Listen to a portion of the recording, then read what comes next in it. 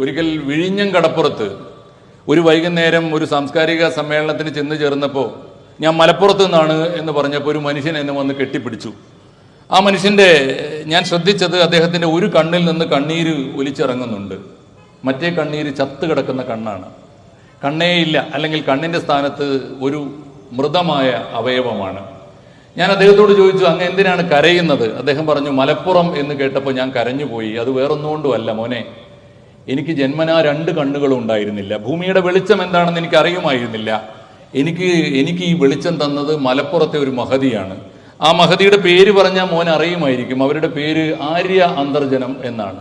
നവകേരളത്തിന്റെ ശില്പി എന്ന് പിൽക്കാലത്ത് അറിയപ്പെടുന്ന കേരളത്തിന്റെ ആദ്യത്തെ മുഖ്യമന്ത്രി ആദരണീയനായ സഖാവ് EMS നമ്പൂതിരിപ്പാടിന്റെ ധർമ്മപത്നിയുടെ പേരാണ് ആര്യ അന്തർജനം. ആര്യ അന്തർജനം മരിക്കുന്ന നേരത്ത് മരണപത്രത്തിൽ ഒപ്പിട്ട് വെച്ചിരുന്നു, എൻ്റെ 2 കണ്ണുകളും പറിച്ചെടുത്ത് ഭൂമിയിലെ ഏതെങ്കിലും അന്ന് വരെ വെളിച്ചം കണ്ടിട്ടില്ലാത്ത 2 മനുഷ്യന്മാർക്ക് ദാനം ചെയ്യണം. അതിലൊരു കണ്ണ് കിട്ടിയത് വിഴിഞ്ഞം കടപ്പുറത്തെ അബ്ദുൽ ജബ്ബാർ എന്ന മുസൽമാനാണ്. ആ മുസൽമാനാണ് ഒരു കണ്ണുകൊണ്ട് കണ്ണീരൊലിപ്പിച്ച് കരഞ്ഞുകൊണ്ടേയിരുന്നത്. ഞാൻ അന്ന് ഓർത്തു, ദൈവമേ, കണ്ണുകൾക്ക് പെട്ടെന്ന് ഇപ്പോൾ ഗോപിയേട്ടൻ സംസാരിക്കുമ്പോൾ ബാങ്ക് വിളിച്ചതുപോലെ പെട്ടെന്ന് വിഴിഞ്ഞം പള്ളിയിൽ നിന്ന് ബാങ്ക് വിളിച്ചപ്പോൾ എന്നെ പെട്ടെന്ന് തട്ടി മാറ്റിയിട്ട് അദ്ദേഹം പള്ളിയിലേക്ക് പോയി.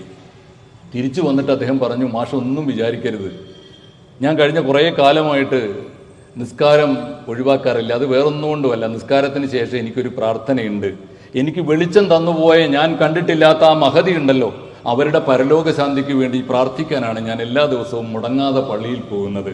ഞാൻ ഉറച്ചു വിശ്വസിക്കുന്നു ആ പ്രാർത്ഥന, ആര്യ അന്തർജനത്തിന്റെ മഗ്ഫിറത്തിനും മർഹമത്തിനും വേണ്ടി അബ്ദുൽ ജബ്ബാർ എന്ന മുസൽമാൻ നടത്തുന്ന പ്രാർത്ഥനയുണ്ടല്ലോ, അത് കേൾക്കാത്ത ശക്തിയുടെ പേര് ഈശ്വരൻ എന്നല്ല എന്ന് ആത്മാർത്ഥമായി ഞാൻ വിശ്വസിക്കുന്നുണ്ട്.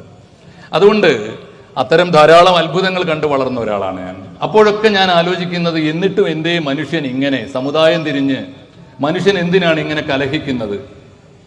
കൂടെയല്ല പിറക്കുന്ന നേരത്തും, കൂടെയല്ല മരിക്കുന്ന നേരത്തും, മധ്യേ ഇങ്ങനെ കാണുന്ന നേരത്ത് മത്സരിക്കുന്നത് എന്തിനു നാം വൃഥ എന്ന് ഞാൻ എപ്പോഴും ആലോചിക്കാറുണ്ട്. എങ്ങനെയാണ് മനുഷ്യൻ ഇത് സാധിക്കുന്നത്?